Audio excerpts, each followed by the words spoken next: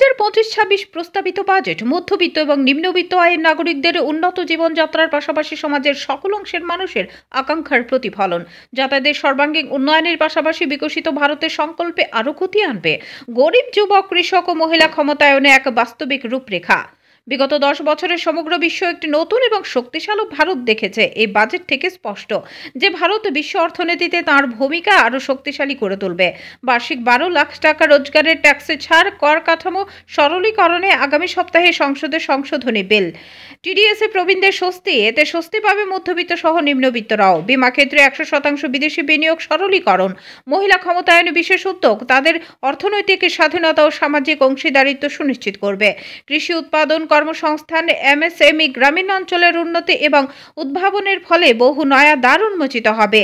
পর্যটনে উৎসাহ দিতে নতুন প্যাকেজ, 50টি পর্যটন কেন্দ্রকে ঢেলে সাজানোর ফলে পর্যটকদের পাশাপাশি বাড়বে অর্থনীতি। রপ্তানি বাড়াতে বিশেষ উদ্যোগ, 36টি ক্যান্সারের ওষুধে পুরো শুল্ক প্রত্যাহার। এর ফলে এই দুরারোগ্য ব্যাধিতে আক্রান্তদের চিকিৎসা ব্যয় আরও কমবে।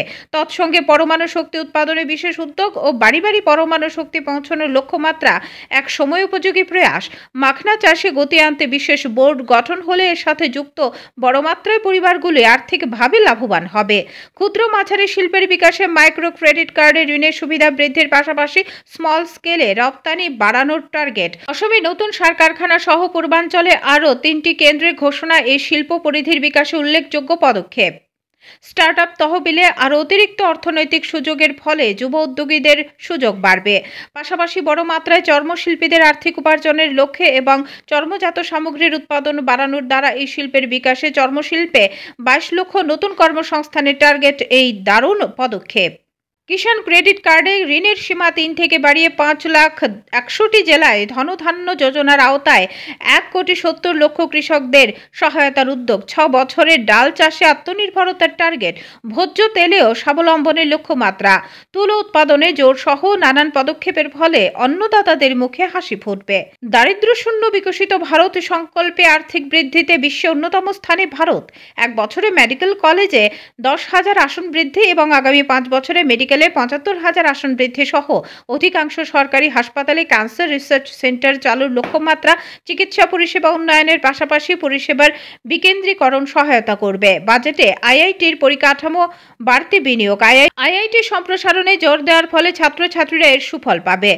মৎস্যজীবীদের জন্য বিশেষ ইকোনমিক জোন, তুলো উৎপাদনে দ্বিগুণ করার লক্ষ্য, ক্ষুদ্র শিল্পে রপ্তানি বাড়ানোর লক্ষ্য। ক্ষুদ্র ও মাঝারি শিল্পে সহজ ও অধিক ঋণের সুবিধার ফলে এসব ক্ষেত্রে যুক্ত দেশের বড় মাত্রার মানুষ উপকৃত হবে।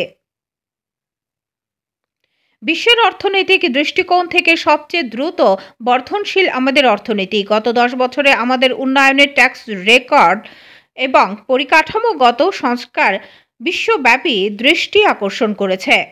ভারতের সামর্থ্য এবং সম্ভাবনার প্রতি আস্থা এই সময়ের মধ্যে অনেকটাই বেড়েছে। দেশের সমস্ত অঞ্চলের বৃদ্ধির প্রকৃত রূপরেখাই বাজেট। দেশের নতুন 120টি বিমানবন্দর তৈরি হলে যোগাযোগ ব্যবস্থার আরও স্বাচ্ছন্দ্য আসবে। 35টি লিথিয়াম আয়ন ব্যাটারি উৎপাদনের উপর শুল্ক অপসারণ, ঘরে ব্যবহারের পাশাপাশি ব্যাটারি চালিত যানের খরচ কমবে। বিকশিত ভারতের সংকল্পে সমস্ত দেশবাসীর কাছে সুফল পৌঁছে দিতে জনমুখী এই বাজেটের জন্য আদরণীয় প্রধানমন্ত্রী নরেন্দ্র মোদীজি ও কেন্দ্রীয় অর্থমন্ত্রী নির্মলা সীতারামনজি সহ ওনার টিমকে আন্তরিক শুভেচ্ছা ও ধন্যবাদ জানাই। আজকের বাজেট ঐতিহাসিক বাজেট। মাননীয় প্রধানমন্ত্রী নরেন্দ্র মোদী এবং নির্মলাজিকে অনেক অনেক শুভেচ্ছা জানাই।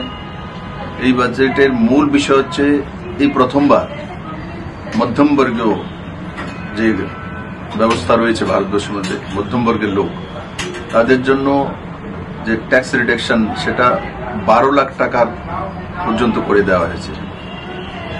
এটাতে বড় মাত্রায় সরকারি কর্মচারী থেকে নিয়ে 12 লাখ টাকা পর্যন্ত ইনকাম যারা আছে এরা ইনকাম ট্যাক্সের বাইরে চলে গেছে, লাভবান হবে।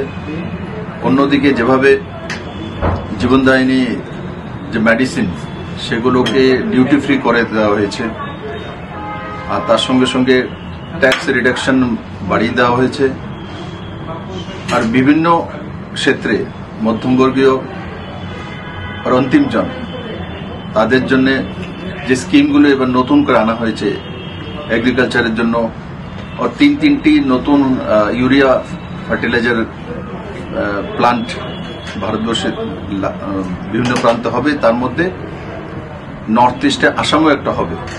তো কুল মিলিয়ে যে বাজেট সেটা জনদরদি বাজেট এবং সঙ্গে সঙ্গে যুবাদের রোজগারের বাজেট, মহিলাদের স্বরোজগারি করার জন্য এসএসজি এবং অন্যান্য গ্রুপদেরকে শক্তিশালী করার জন্য বাজেট। আমি আশা করি তাতে ভারতবর্ষের প্রত্যেকটি প্রান্তে লাভবান হবে এবং রাজ্যগুলোকেও ক্যাপিটাল এক্সপেন্ডিচার প্রায় 2 লাখ কোটি টাকার কাছাকাছি ক্যাপিটাল এক্সপেন্ডিচার যাতে লোন নিতে পারে এক্সট্রা, সেই ব্যবস্থাও এই বাজেটের মধ্যে রয়েছে। আমি আবারও সমস্ত ত্রিপুরাবাসীকে এই বাজেটের সঠিকভাবে বোঝা এবং জানার জন্য আগ্রহ করব। সবাইকে ধন্যবাদ। ব্যুরো রিপোর্ট, হাল্লা বল।